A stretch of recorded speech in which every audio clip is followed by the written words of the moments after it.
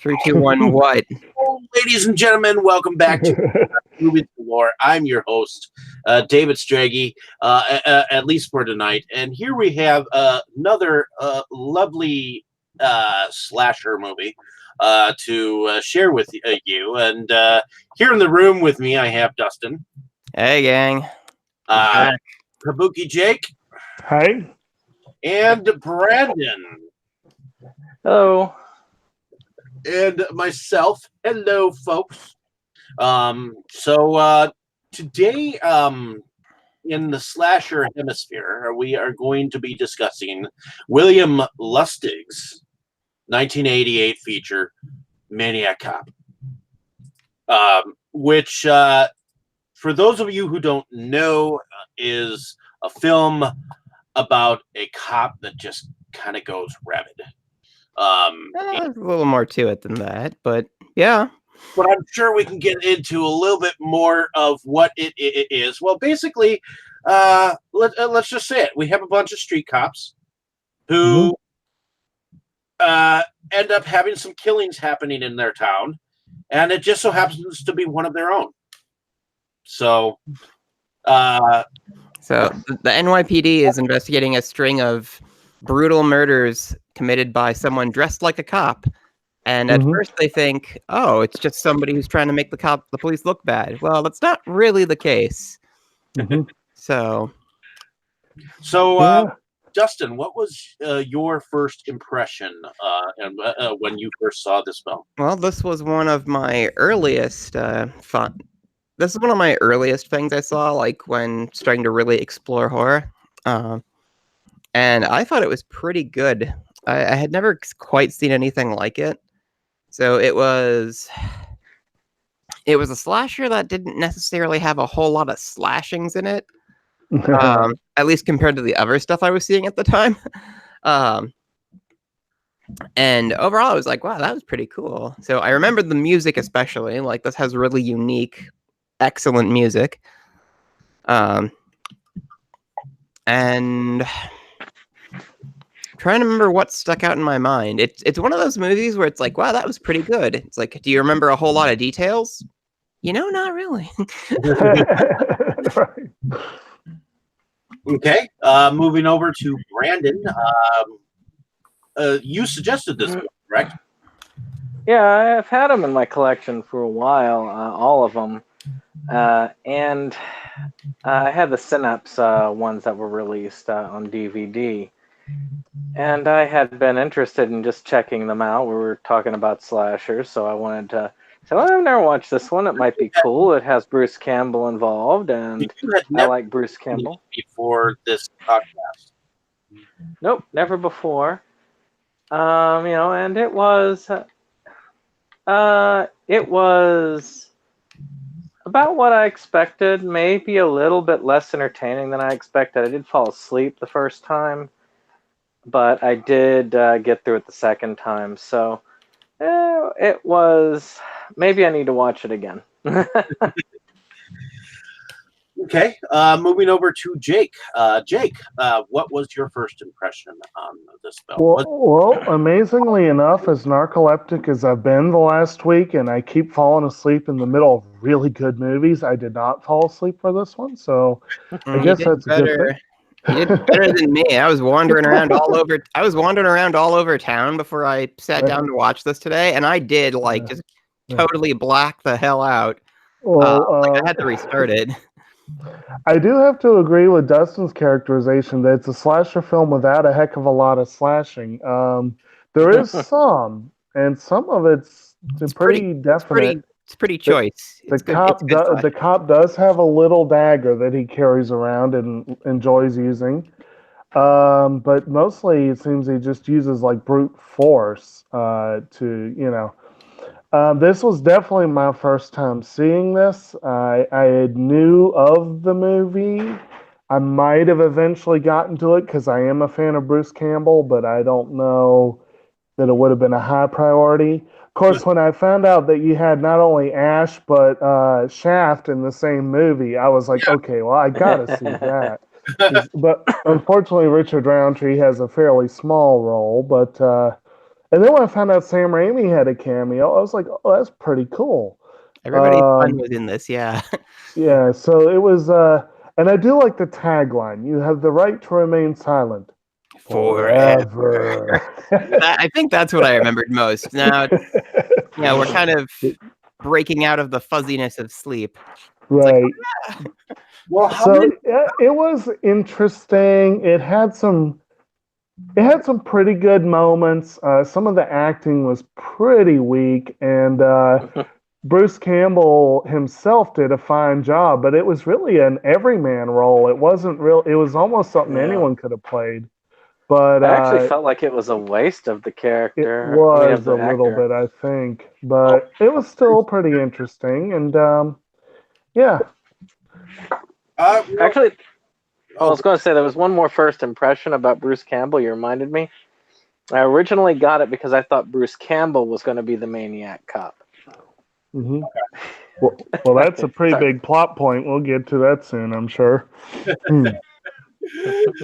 Well, I saw this years ago, and I didn't entirely remember it up until I saw it again last night on the Blue, and I plan on getting the other two just to down the road just to make sure that I see the entirety of it. But I remember as well that this was part of the slasher genre, but I wouldn't exactly call it a slasher now that I've seen it as an adult. I saw it when I was in my tweens.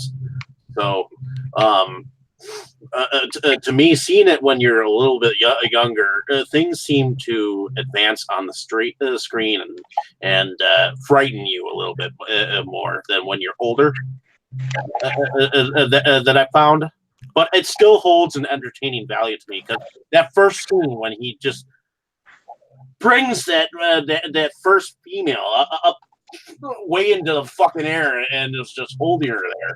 So what Dave's describing is like the first kill is this really jarring moment. Like this girl leaves a bar and she gets mugged, and she manages to get away from the muggers, and she runs up to a cop for help, and the cop just like picks her up and chokes the shit out of her while the muggers like watching. They're like, oh shit, and they just leave. And then of course they get arrested for the killing the next day. But like it was very that was a very jarring scene because like even though it's called Maniac Cop, it's like whoa, we're going there. Well, right. And you can see that he's got like this immense strength in him to be able to. I mean, yeah, okay. You can probably pick up a Barbie doll-looking woman like that no sweat, okay. But in order to pick her up like she was anything, as light as a feather. Well, that was a scene like afterward, like they were in the coroner's office talking about. It's like, yeah, like she was strangled, but they totally smashed her throat too. It's almost like she was hung, and it's like, damn. And that's the scene where they introduce Frank McRae, who's the top billed actor, Tom Atkins, and he is the one kind of immediately says, no, this wasn't some punks. This was someone who can actually hurt people. It was funny on the Arrow Blu-ray, you get a commentary with him before the thing, and I was thinking to myself when I saw him on screen, I was like, his hair still was gray back then, eh? Yeah, I like Tom Atkins because, okay, so Tom Atkins looks like how my dad would have probably looked if he hadn't been like a super heavy drinker and wasn't evil. So Tom Atkins looks like alternate universe my dad down to the mustache. So every time I see Tom Atkins, I'm like, haha. And it is true, his hair has not aged. It looks exactly the same now as it did back then. Oh, okay. So is he the Steve Martin of horror movies or something? Oh. I don't know precisely. I haven't seen Steve Martin for a long time.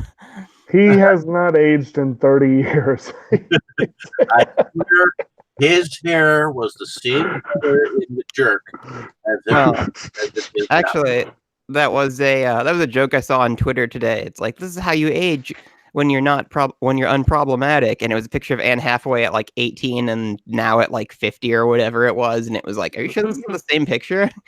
Right. The I had another comment I was going to make. I'm trying to remember about the. Ah, geez. Never mind. I lost it. It'll come to you, I hope. Right. Probably. I don't know. The We were talking about the coroner Right. scene and the introduction of Tom Atkins' character, right. and we were talking about the damage to the first victim's neck, just kind of giving us an idea of like what we're dealing with here. Oh, yeah, that was it. That was like later on in the film, a character actually makes the comment to the killer of, I thought you were going to go after like the scum, you know, the people that deserve to be punished, and you're going after all these innocents.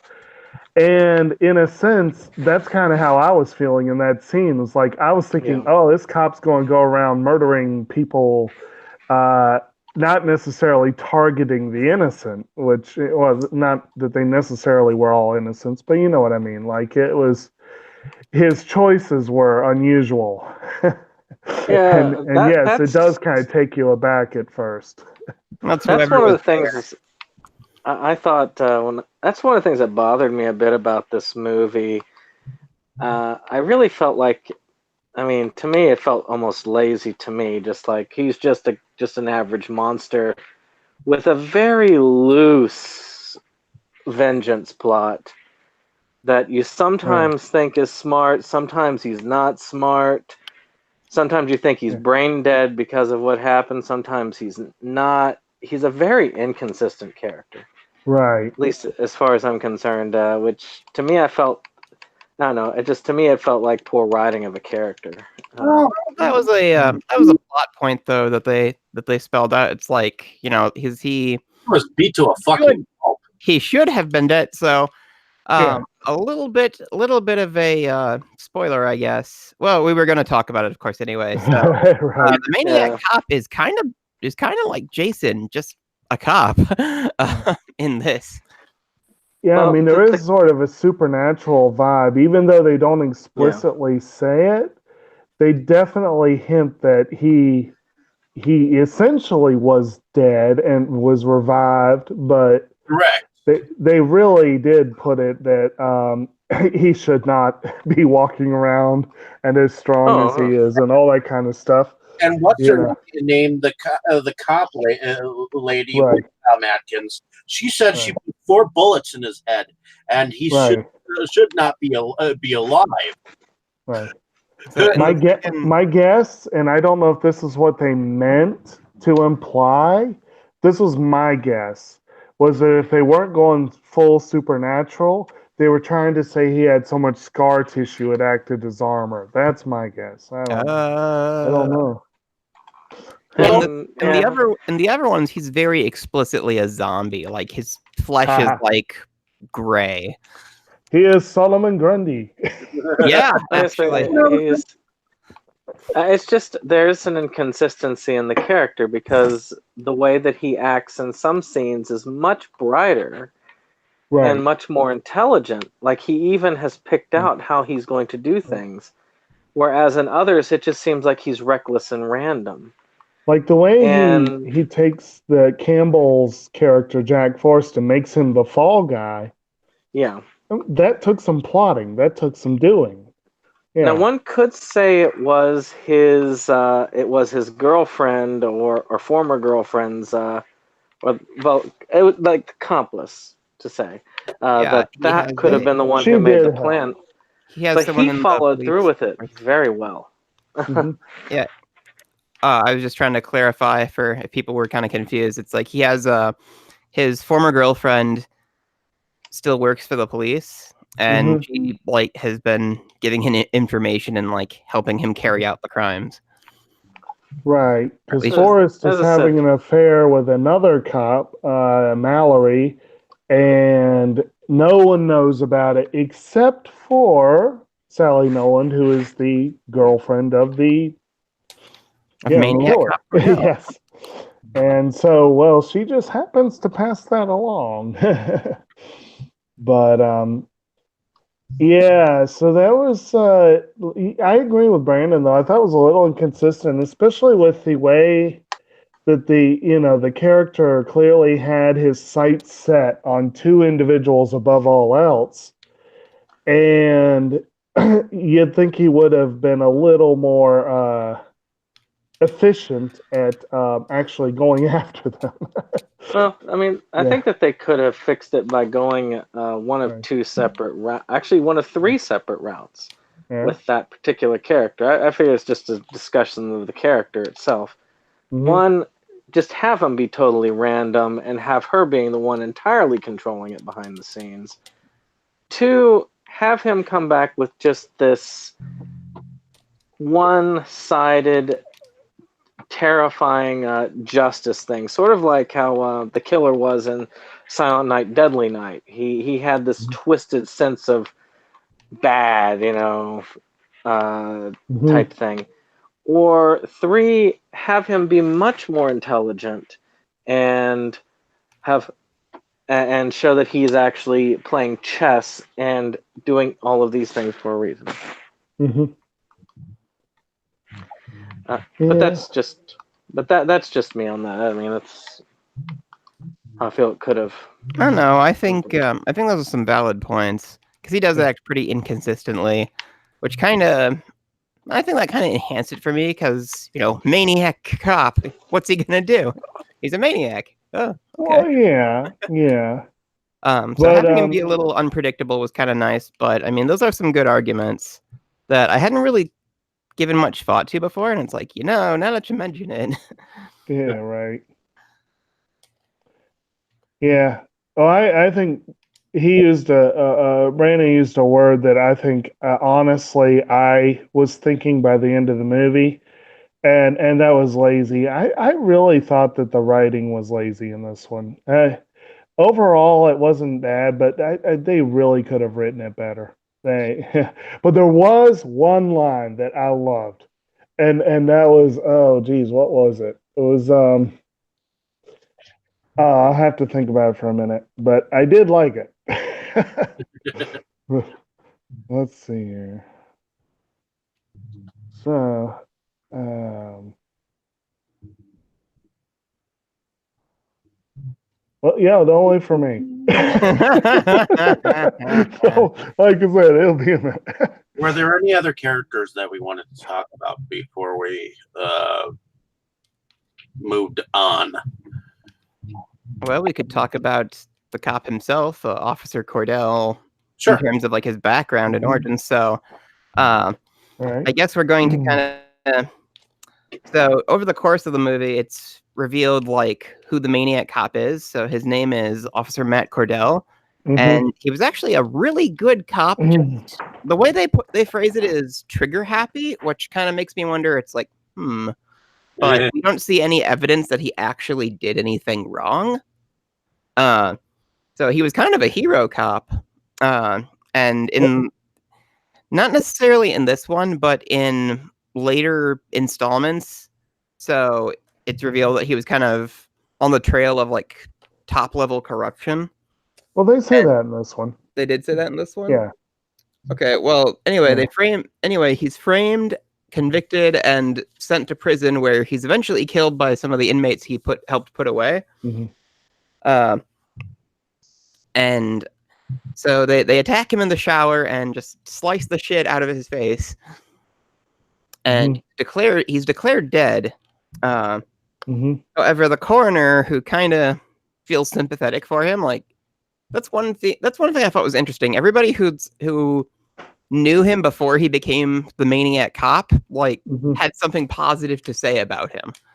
Did anybody catch that? Like, I thought that was kind of striking. Yeah, even if it was a backhanded compliment, because he's when they're talking with the desk sergeant about his records, the sergeant has that. Matt believed in the old saying, "Shoot first and ask questions later." I mean, that's not really a compliment when you're talking about a cop. but although he seemed to think that it was. although Well, that seemed to go like that was a consistent message. Even the coroner guy Yeah. thought that. that is the frontier justice way Right. of thinking. I mean, there was not really a law back in the old Wild West. To me, I mean, Right. yeah, you did shoot first and ask questions later. When you were told that there was a bad man in town or something like that, it was yeah, they had the $10,000 rewards on you, but it was dead or alive, and they wanted you more dead than alive. Right. Well, for me, I think I ended up forgiving that, um, just because of like all the stuff that you saw about like the things that he actually did. Like everything we saw hmm about his actual police work, it was like, hero cop stops terrorists or something like that, and like things that were like backed up. It's like, oh, he was right. Right. Okay, like there wasn't anything to suggest that he had actually committed like crimes like while on the force. Except that he was sent to jail, which which does bring up the question of, yes, he really was on to corruption, and the top targets that he has are the commissioner, who's the Richard Roundtree character, and the mayor, who's Ken Lerner's character, and he was uncredited. Strangely, I was like, why don't they have the mayor in the credits? That's weird. But I loved how the mayor's name is Killiam. I mean, it just seemed appropriate. It really did. And he was just this weaselly little piece of.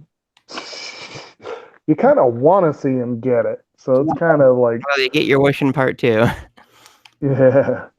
But yeah, it was kind of interesting. I mean, yeah, they did paint him as a former hero cop. I'm just, like I said, I'm of the school that frontier justice and law and the police should not mix. That's the old west. That's not nowadays. I'm in the same boat, really.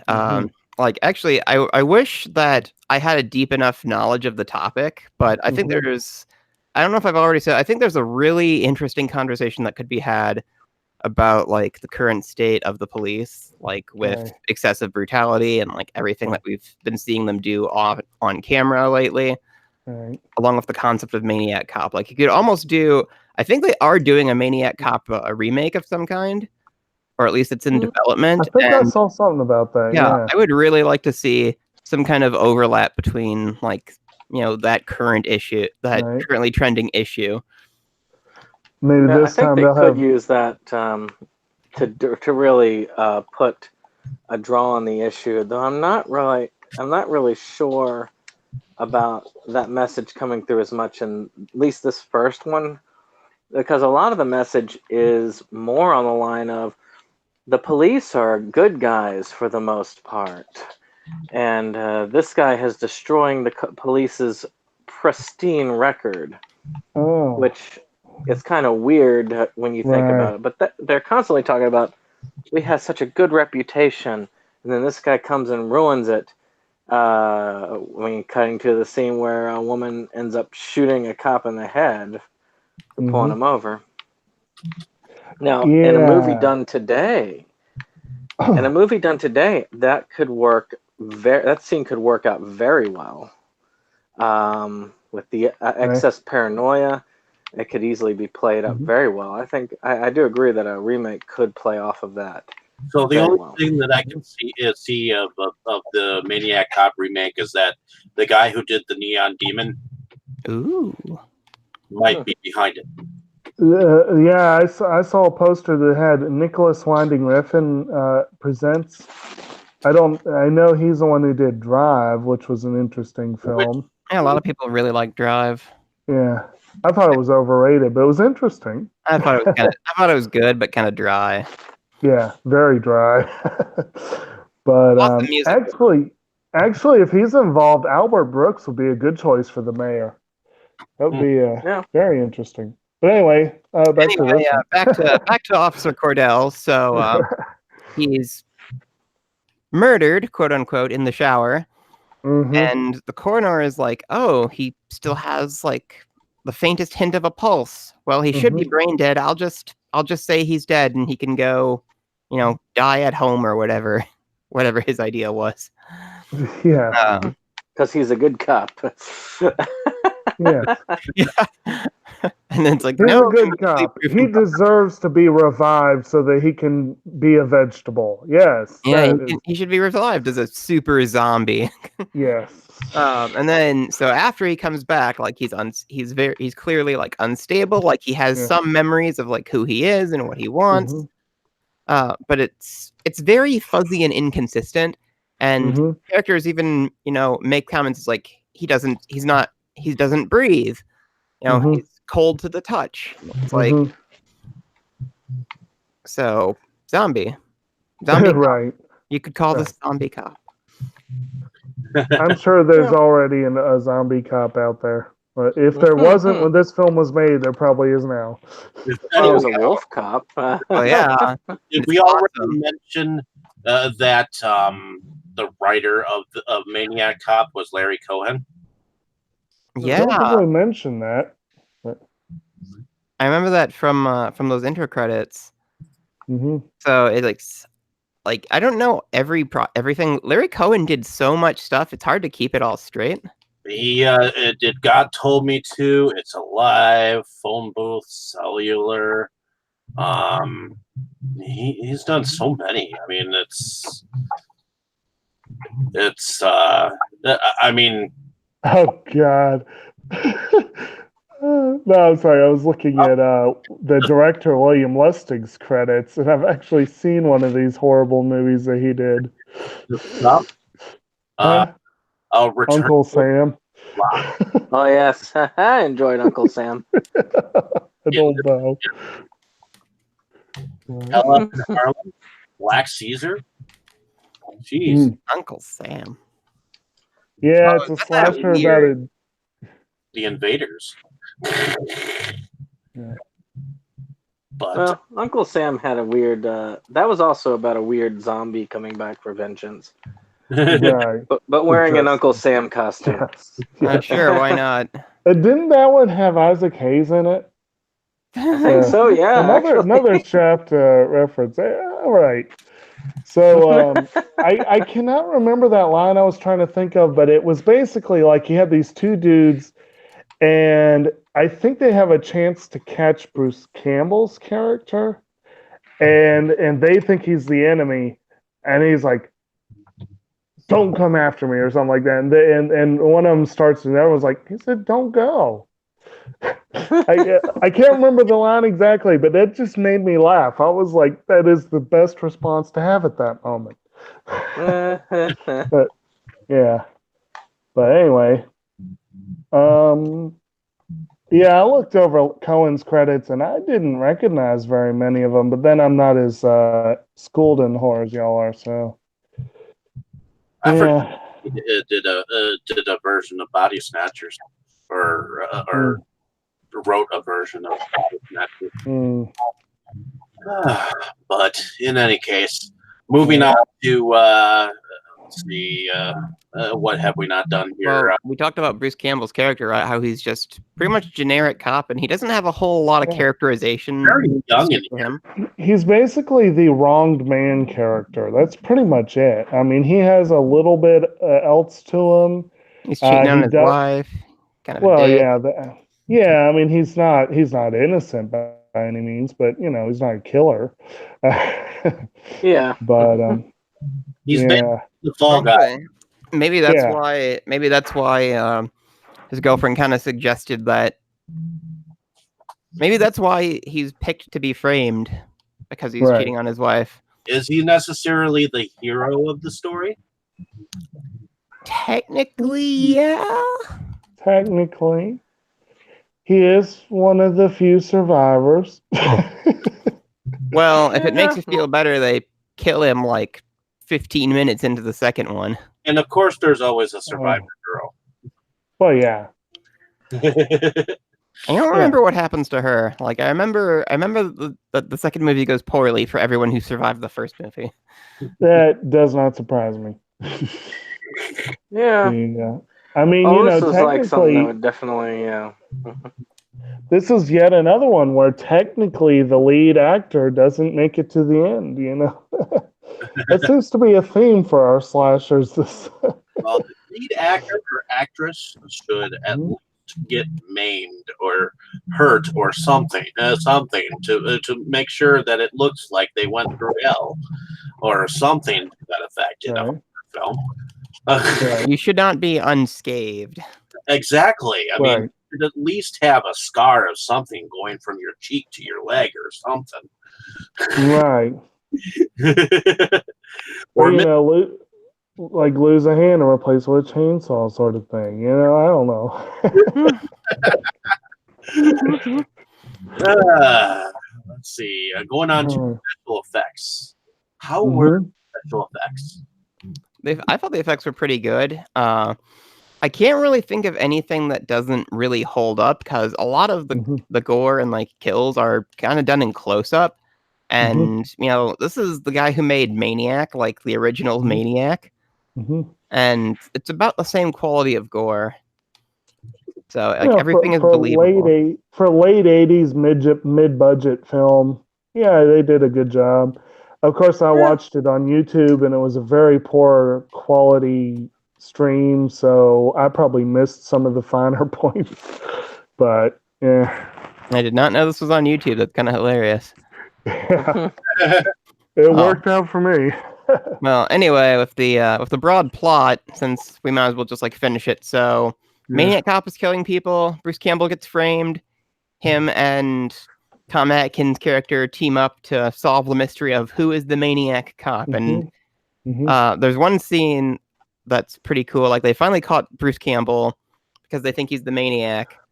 So everything's kind of laid on the table, and Cordell shows up at the station and kills like 15 cops, like mostly off camera. Like they're escaping through the hallways of the precinct, and they're just like bodies everywhere. Right. And it's like, damn, when did he do all that? Like you'd think somebody would have heard something, or there would have been shots. He was already working his way to Bruce Campbell's character. It's like, how the hell the fuck did he do that? Super zombie. Yeah, I mean, this is like where they're all like, yeah, we caught the killer with Bruce Campbell at the point at the end. It's just like, yeah, you guys really believe that Bruce Campbell, his character, little character that he was, went through and killed all those people on his own. It's like, oh, he's clearly the Doomslayer. Huh? Clearly. Maybe it was Ash. He was channeling Ash. Ash bumbles a lot. Right. He used his boomstick on all these cops. I'm just making Bruce Campbell jokes now. But anyway, so Cordell even as more competent characters. I mean, yeah, it's like even if he was Briscoe County, he couldn't go through and do all that much damage. You know, it's like, but I don't know. Yeah, he couldn't buck the Bronco that long. No. Well, anyway, so during the station rampage, Tom Atkins' character dies, and Cordell is able to. Well, okay, so it's kind of funny. Like they're trying to warn. The next day, there's like the big like St. Patrick's Day parade, and they're trying to warn the commissioner and the mayor that Cordell's coming for them. And Bruce Campbell is just kind of, the most wanted man ever is just kind of hanging out like in front of the building. And at some point, the cops are just like, "Hey, there he is!" And they like all jump him. Right. That was fucking great. But of course, Cordell is there, so Cordell gets the commissioner. And it ends up with Bruce Campbell in the back of a stolen paddy wagon, driven by Cordell. Dang, as I go the wrong way again. Driven by Cordell, which flies off. Well, they end up killing quote unquote Maniac Cop by having him drive off of the pier into like a pole, which impales him. And the final shot of the movie is, they pull the truck out and he's gone. They pull the paddy wagon out and he's gone. And the last thing we see is like Cordell's hand like come out of the water and like grab onto the pier. setting up No, for. there's one shot after that. There is.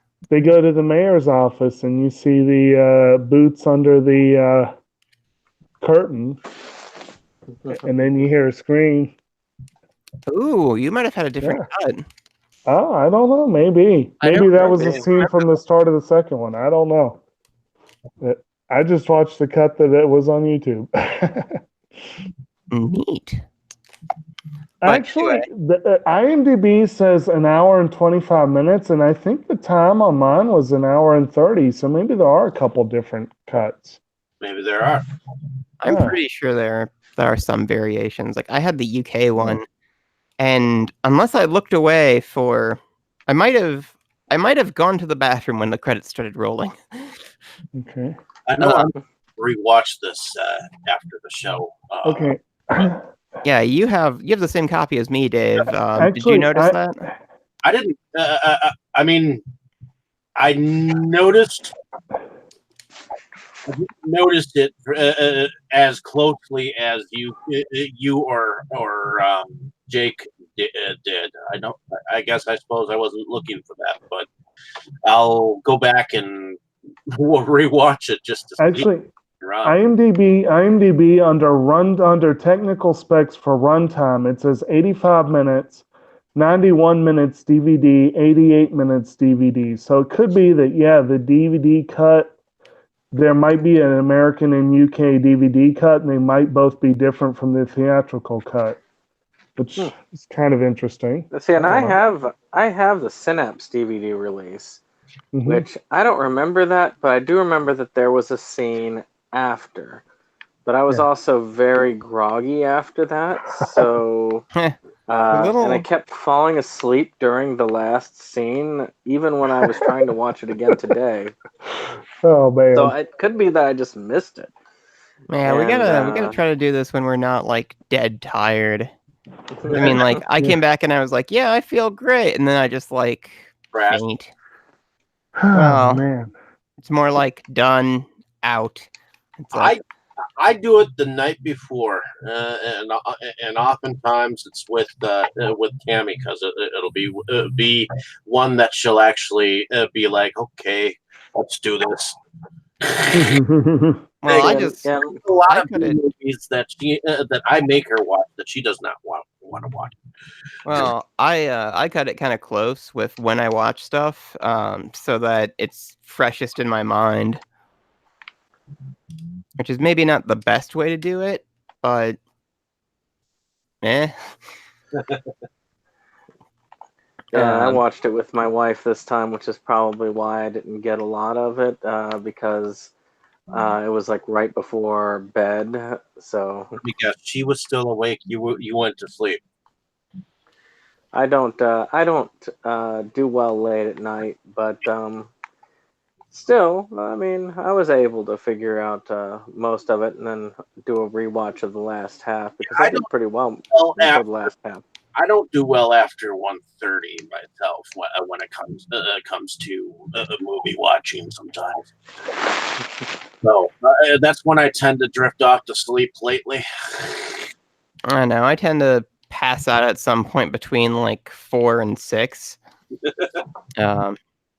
Or around that, or around then, or like between 7 and 8. Kind of depends on how much activity I got and when I woke up. But we got a little off topic. Yeah, we are very off topic. So anyway, I mean, I do remember seeing the scene that you're describing. I'm just not quite sure where I saw it. Like, I bet it's kind of weird that you'd say that you have Synapse releases, Brandon, because Will Lustig owns Blue Underground, and as one of his movies, like, this is a Blue Underground title, so I'm surprised Synapse got the rights to release it. Yeah, that's what's on the DVD cover anyway. I can double check because I actually have it with me now. I didn't have it with me when Jacob needed it, but what about 3 as well? I remember pretty. It was Synapse Films. Huh, strange. Special edition Maniac Cop DVD. I have part 2, and that's a Blue Underground title. Yeah, I knew that they had a version with Synapse with Maniac Cop. What I didn't know is that 2 and 3 were part of that DVD. Or was it like a set that they released? Or because I have the Arrow UK single release for that's just Maniac Cop, and strangely enough, that one's all region. Yeah, it is Yeah. region. The DVD of 2 was by First Look Studios, and so was 3. Or at least of the release I got. Okay. Because I'm planning on getting Blu-ray combo sets that I think Synapse put out or was it Blue Underground that they Probably put out? Blue Underground. I would say Blue Underground. I just need the Blue Underground Part 3, and I'll have my set finished. Okay.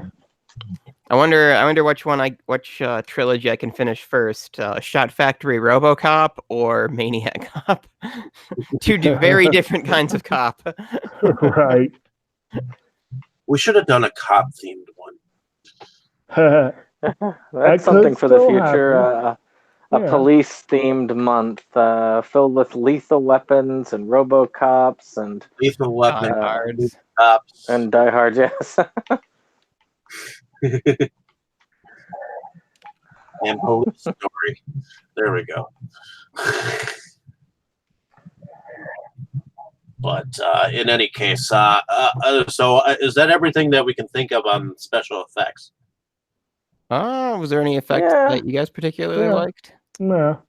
When they're slicing his face in the prison, like they get a lot of detail on that, and it's a very convincing effect.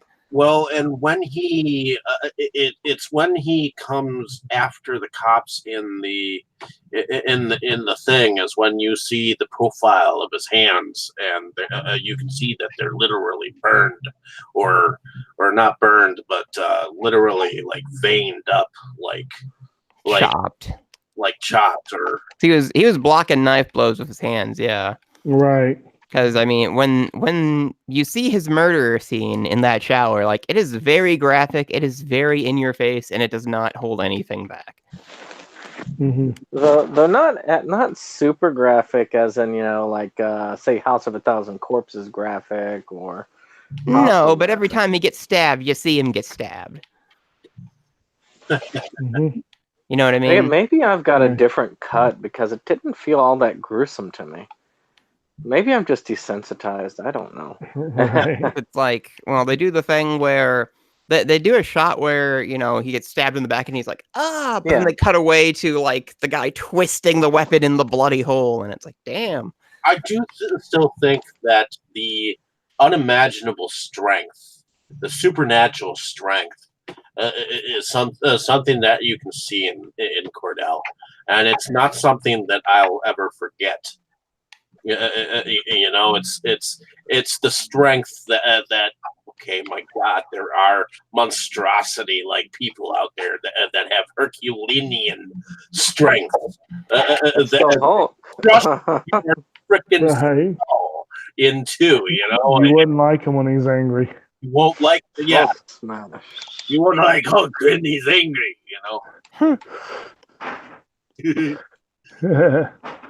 But well, to summarize, everything's pretty well done. Right. So, moving on at last from our long digression. Yeah. Now the music. Did anyone notice the music behind this? The music is by Jay Chadway, and it's amazing. Like, I love it. It's maybe the most memorable thing about this movie, because the Maniac Cop theme itself, it's like this. It's hard to. How would you guys describe it? It's like a whistling It's like a whistling mournful kind of thing. It's like it almost sounds like a toy box or something you'd hear in like a music box or something. It's hard to describe. A wind-up music box. Yeah. I have to admit, I barely remember the music, but I remember liking it. I remember liking it. I music went with the I mean, it definitely. I mean, it wasn't 80s synth, but it was definitely coherent with the film. So. Oh yeah. It was a lot like the Maniac music because I'm pretty sure Jay Chetna was the same guy who did the Maniac soundtrack. Let's see.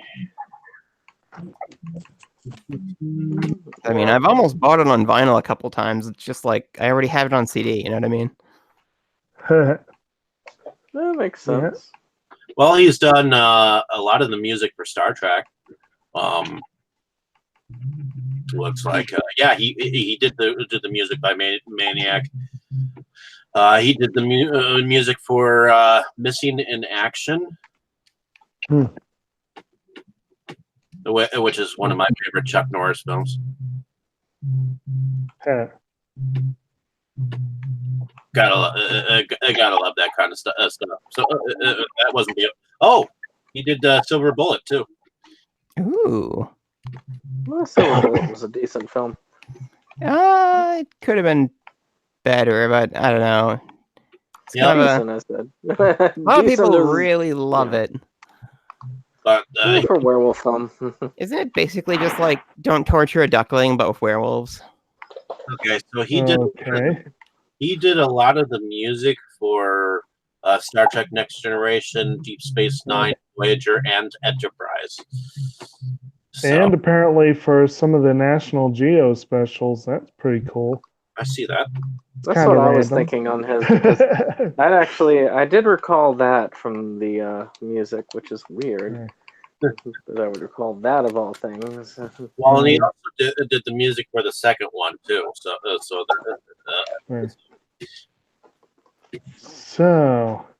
Yeah, the first two Maniac Cop movies are fairly intimately interconnected, and you could probably do like a supercut and just put them both together.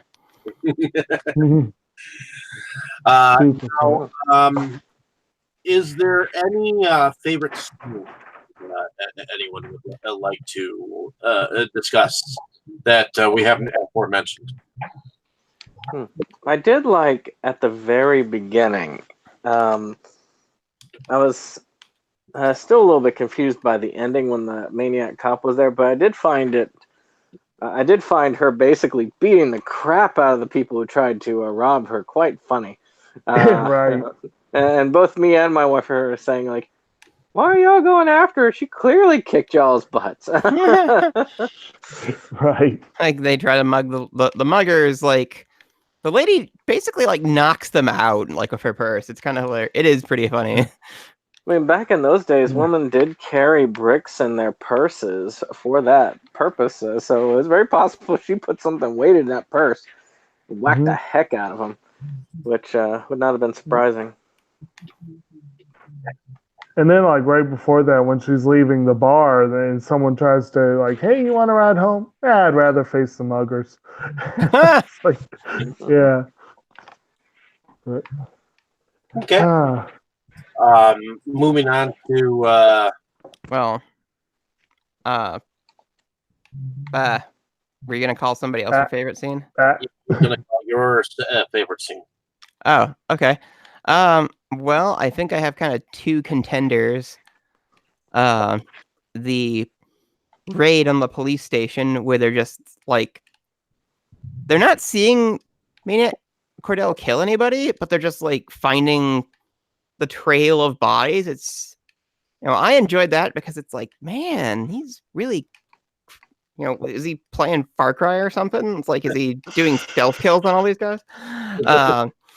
And another scene that I really liked is the very first scene, which we just see him like we see Maniac Cop putting on his uniform. Like we don't get a good look at anything really. We just see him, we just see him pull his gloves on. We see put his belt on and like lace up his nightstick. Like it had this really creepy, like foreboding feel to it, and I liked that. So I guess I had two favorites. I actually, that's a good point. I meant to mention that, and I totally forgot about it. But a lot of times with cop movies or movies where the cop is the central figure, or military movies for that matter, you start with that scene of them dressing for action or whatever, and usually it's supposed to look kind of like, I guess, up Heroic. tempo or heroic and inspiring or something. But yeah, this one with the music and the lighting and everything, it was so dark and creepy, and I was like, if the whole level had been that level of creativity, the whole movie had been that level of creativity, it might have been a really good movie because that was actually a pretty good spin on that sort of, On that trope. yeah. So I agree that was a pretty effective scene, kind of set you up for a fall. As far as my favorites, I already mentioned my favorite one, but I guess we've mentioned a couple of the others. I did like that part where they spotted Bruce Campbell after he's been lounging for however long, and oh hey, and wait, we got a killer up here. No, he's right here. The girlfriend I think was waving from the building at that point, trying to say, hey, Run, damn it. Right. Look, there he is. Tackle. Right. Like that. And yeah.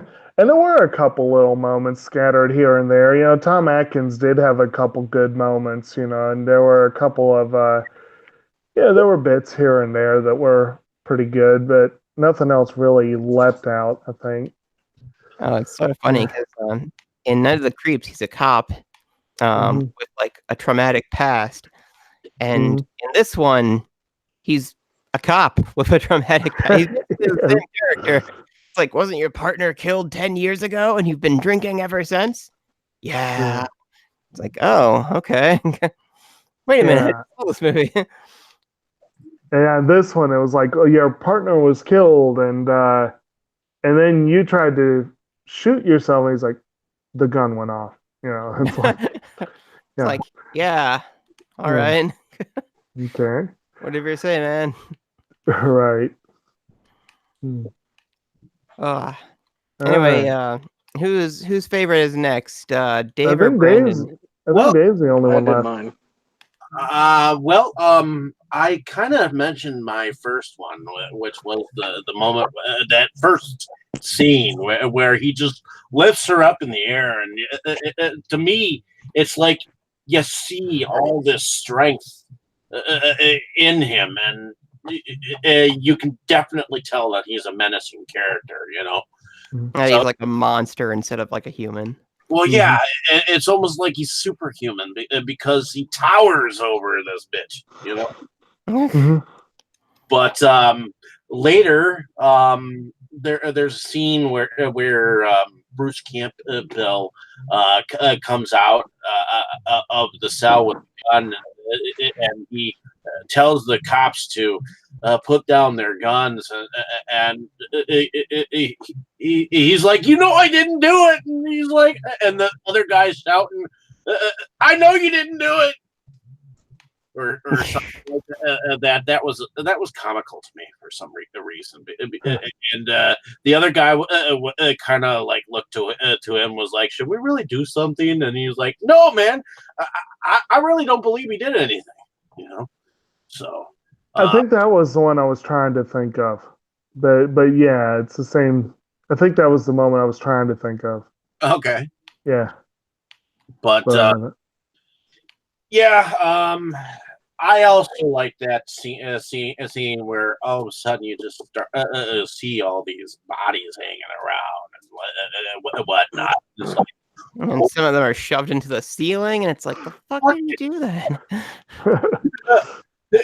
What the hell happened? Were we on the job or something like that?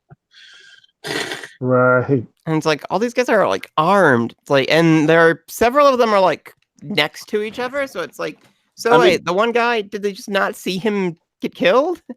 All you gotta do is just throw some Dunkin' donuts in the room or something, and get them all locked in the room. You don't have to kill them.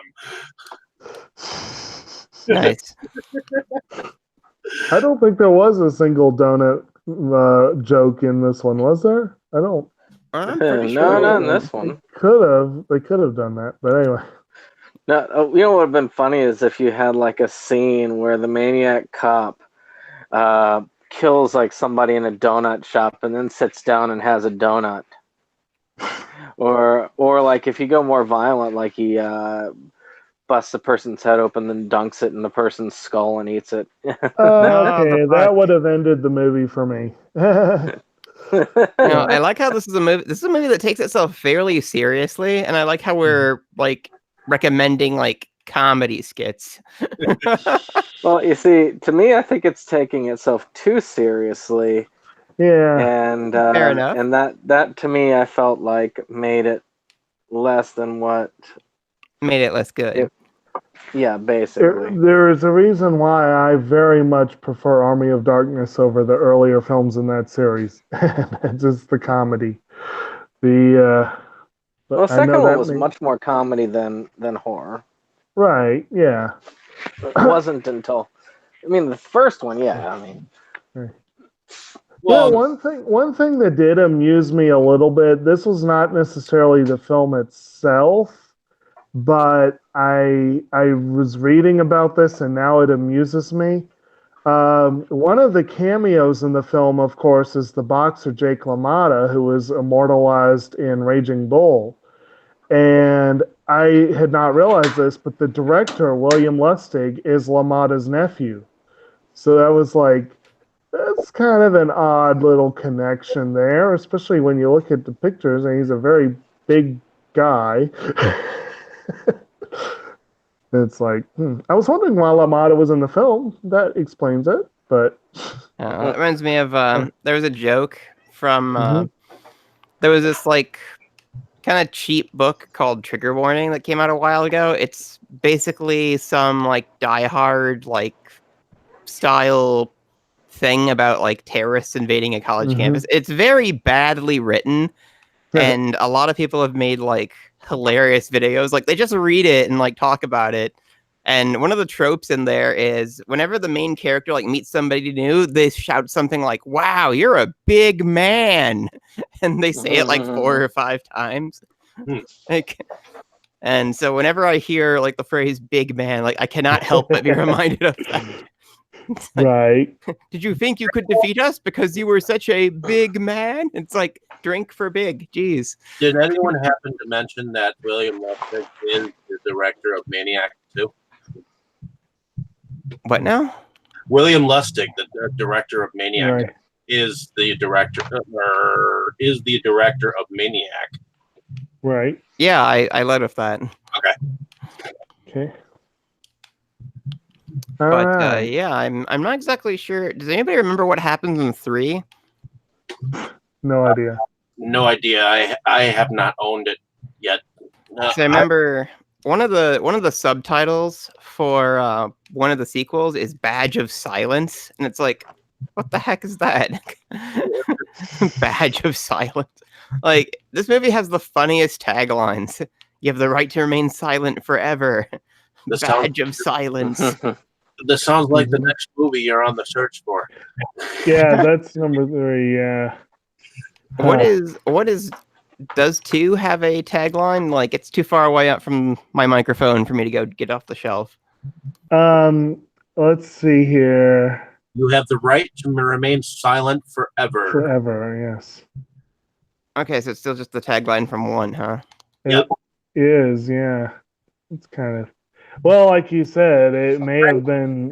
It's a thinking man's exploitation film, the improving on the 1988 original. Yeah, there was kind of more depth to the second one, because he goes after the politicians instead of just like random victims. All right. But it's a good series. Like give it a shot. You'll probably like it. Alrighty. Are there any additional thoughts on anything else that anyone would like to mention? I'm I good. used to think this was really hilarious. Like the first time I saw it, But I used to. Oh shit! What is that? Get the mic out of your throat. I used to like. I used to like doing like. What are you doing, man? Is it gonna? I don't think so anymore. What are you doing, Brandon? For real? Hmm? You're making a ton of noise every time I try to talk. Okay. Well, Should be fine. anyway, well, I've kind of ruined my comedic timing here. I used to think it was really funny to like give the speech from the end of The Dark Knight, but I would just put in Maniac Cop instead of Batman. It's like, he's the hero we deserve, Maniac Cop. And it's like, what? Like, I used to think that was hilarious when I was stupid and immature, and I'm still stupid and immature, but I've kind of outgrown that particular gag. But I figured it had to be out there somewhere in internet land. So, Okay. Probably is. send hate mail if you wish. I probably have it coming. Well, I think that about wraps it up then, I guess, unless anyone else has anything else to say. So why don't we start off with you, Dustin? Why don't you tell us a little bit about yourself and what you I'm do? a horror collector here in Milwaukee. Uh, so I have an Instagram for my horror collection at The Crypt of Horrors, which is also the name of my YouTube channel, where I just show off the stuff that I've found or attempt to do reviews. I got a lot of ideas for like new content, so I've got some interviews kind of in the pipeline with like just different people. So some of them work in horror and some don't. So we're gonna make them like watch some horror movies, and that's gonna be fun to see them flip out a little bit. You can also find me on Twitter at The Crypt of Horrors, just kind of sharing my thoughts during the day on different, whatever I happen to be watching at the time or stuff that's coming out. Like in particular, I badly want to see Crawl, and I think I might end up doing either a paper or like a biological review video because my background is in biology, so I know a lot about animals, and I especially love animal horror movies. So with Crawl out and being, an alligator monster movie, which, hey, is completely my thing in almost every way, I think we're going to start getting some content like that soon. So, yeah, follow me on Instagram and Twitter and YouTube. And the more followers I have, the more incentivized I will be to actually push content out there. Because, good Lord, I am lazy. It's a lazy summer. Okay. Brandon, why don't you tell us a little bit about yourself? Okay, well, I am Septum Sen of Septum Sen versus the World. I run a channel dedicated to physical media and the collecting of physical media, be it books, video games, movies, and music. Though, of course, we tend to concentrate on the movies. We like to do various things, mostly pickup videos and new releases. But we do also a lot of other things like reviews, top 10s, and of course showing off our collections. We are nearing our 100th episode, which we'll be doing something big on that. But next week, we are going to be doing our top 10 anime movies, which we have been working very hard to prepare for. And speaking of that, of course, I also help out with Inside Movies Galore. I've been on a couple of the other shows as well as this, and we are currently prepared to vote on our new movies for Anime August. And I do have a list, and if you are listening out there, you should check out the Inside Movies Galore Facebook or some of the other areas where I will post this list to see if we can get some votes as to what movies we are going to cover that month. The movies we have up are Ninja Scroll, Summer Wars, Kiki's Delivery Service, A Silent Voice, Only Yesterday, Blood the Last Vampire, Princess Mononoke, Your Name, Appleseed, Unico, Island of Magic, Lupin the Third, Secret of Malmo, Vampire Hunter D, My Neighbor Totoro, Dragon Ball Super Broly, and the Dragon Ball Super. Was that the what was that thing? It's Resurrection Frieza, of F. It's Resurrection, Resurrection of yeah. Frieza. I don't know why they just call it Resurrection F. It's weird. Yeah. It's good, but it's So- a strange title. A lot of fun things. I hope you all participate with us and join us as we keep moving along. Awesome. Going over to Jake, why don't you tell us a little bit about yourself? Hi, I'm Jake, or Kotobuki Jake. I frequently guest on Septum Sin versus the World. I am also a avid collector of DVDs and Blu-rays and CDs and books and all the different forms of media. And like Brandon said, we are very much looking forward to our list on the best anime movies. This is one reason I've been narcoleptic, is I've been watching quite a few of them. And I'm still amazed that I stayed awake through all of Maniac Cop and nodded off during Night is Short, Walk On Girl and Castle in the Sky. I don't know how that happened. It's anime, that's how. No, but they're awesome anime. But anyway, and I saw Night is Short in theaters, and I was glued to the screen the first time I saw it. It was, you couldn't look away. It was that kind of movie. But anyway, and we, of course, just recently did some a fun Criterion video where we throw out our commentary of which ones should come out in time for next November's sale. And actually, Dustin, when we did last week's show, IMDb had a flag down each side for Crawl, and I was sitting there the whole time going, I'll bet Dustin will be first in line for that movie. I came so close to going today, Right. but I have such ambitious plans for Crawl. Like, I want to write like a scientific analysis, how Right. accurate is the alligator's behavior. I want to do a review video. Like, I want to do all this stuff. And I want to do it when it's like fresh in my mind, like, because I'm Right. terrible at taking notes. Right. So if I had gone today, like, I definitely would have had to like wait at least 3 or 4 days to do any of that other stuff. Right. And so I made the executive decision to not go today, but oh my God, I want to see it so bad. And this is one of the reasons why my Hub Pages account lies neglected, because I'm the same way. I want to do, when it's fresh in my mind, I want to do it as accurate as I can, and so I never write reviews. But I do have a Hub Pages account under Kotobuki Jake, and I also have a more nature-themed YouTube page also under Kotobuki Jake, and I think that'll do it for me this time.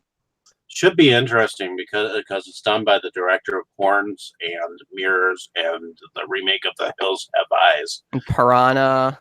And I think didn't he do Maniac too? Oh no. No, he was a producer. Who the fuck is that? He was a producer behind the making of Maniac and a producer of Maniac. I knew his name was on there somewhere. He was a producer of Maniac, so the remake. So well, the remake is legit. I love that remake. Well, I see it stars Barry Pepper, and he's usually pretty fun.